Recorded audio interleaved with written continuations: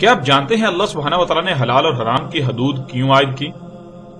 اسے جاننے کے لیے سب سے پہلے یہ جان لیں کہ حلال اور حرام کے معنی کیا ہیں۔ حلال کہتے ہیں وہ شے جس کے استعمال کی اجازت دی گئی، اور حرام کہتے ہیں جس کے استعمال کی اجازت نہیں دی گئی۔ اس کائنات میں دو طرح کی اشیاء ہیں، ایک وہ جن کے استعمال کی اجازت دی گئی اور دوسری وہ جن کے استعمال کی اجازت نہیں دی گئی۔ اب سوال یہ پیدا ہوتا ہے کہ آخر ایسا کیوں؟ تو ناظرین، اس سوال کا جواب آپ کے لیے واضح کیے دیتے ہیں۔ مثلا ہر اس جاندار کو حرام قرار دیا گیا جس کے دانت نوکیلے ہوں، جو چیر پھاڑ کر کھاتا ہے، جو دھاڑتا ہے، چیختا چلاتا ہے، جو نوچتا ہے، یا جس کے پنجے وغیرہ ہوں جن سے وہ نوچ کر کھاتا ہے۔ ان کے برعکس گائے، بکری، بھینس وغیرہ کو حلال قرار دیا گیا۔ یہ دونوں اقسام کے جانور بالکل متضاد خصوصیات و خصلتوں کے مالک ہیں۔ مثلا پہلی قسم کے جانداروں میں کتا، شیر، چیتا، بلی وغیرہ سمیت مختلف چیرنے، پھاڑنے، نوچنے، داڑنے اور چیخنے چلانے والے جانور ہیں، اور دوسری اقسام ان جانوروں کی ہے جن میں ادب ہے، عاجزی ہے، انکساری ہے، مالک سے وفاداری کا مادہ ہے۔ پہلی اقسام کے جانوروں میں سے اگر آپ نے کوئی پالا ہوا ہو اور وہ بھوکا ہو، آپ اسے کھانے کو نہ دیں تو وہ مالک سے بغاوت پر اتر آئے گا، یہاں تک کہ مالک کو ہی چیر پھاڑ ڈالے گا۔ لیکن دوسری اقسام کے جانوروں میں بغاوت کا کوئی عنصر نہیں ہے، بھوکے ہوں تب بھی مالک کے وفادار، مالک ظلم و جبر کرے آنسو بہا لیں گے لیکن بغاوت نہیں کریں گے، پھر بھی مالک کے وفادار ہی رہیں گے۔ ناظرین، اگر آپ نے تھوڑا سا بھی غور کیا ہوگا تو آپ یہ بات جان چکے ہوں گے کہ خالق کل نے ایک اقسام کو کیوں حرام اور دوسری کو کیوں حلال قرار دیا۔ اس لیے کہ جو آپ کھائیں گے وہی آپ بن جائیں گے۔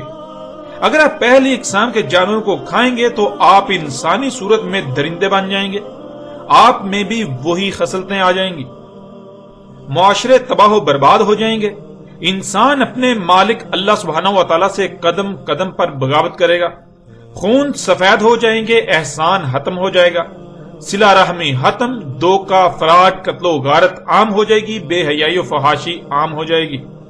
انسانوں کے روپ میں کائنات کی سب سے بدترین مخلوق کا منتشر مجمع وجود میں آ جائے گا۔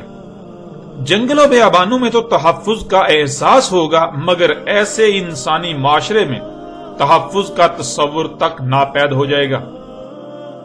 اس کے برعکس اگر آپ دوسری قسم کے جانوروں کو اپنی خوراک بناتے ہیں تو آپ انہی کی طرح اپنے مالک کے وفادار، قناعت کرنے والے، عاجزی و انکساری سمیت کئی مثبت خصوصیات کے حامل بن جائیں گے۔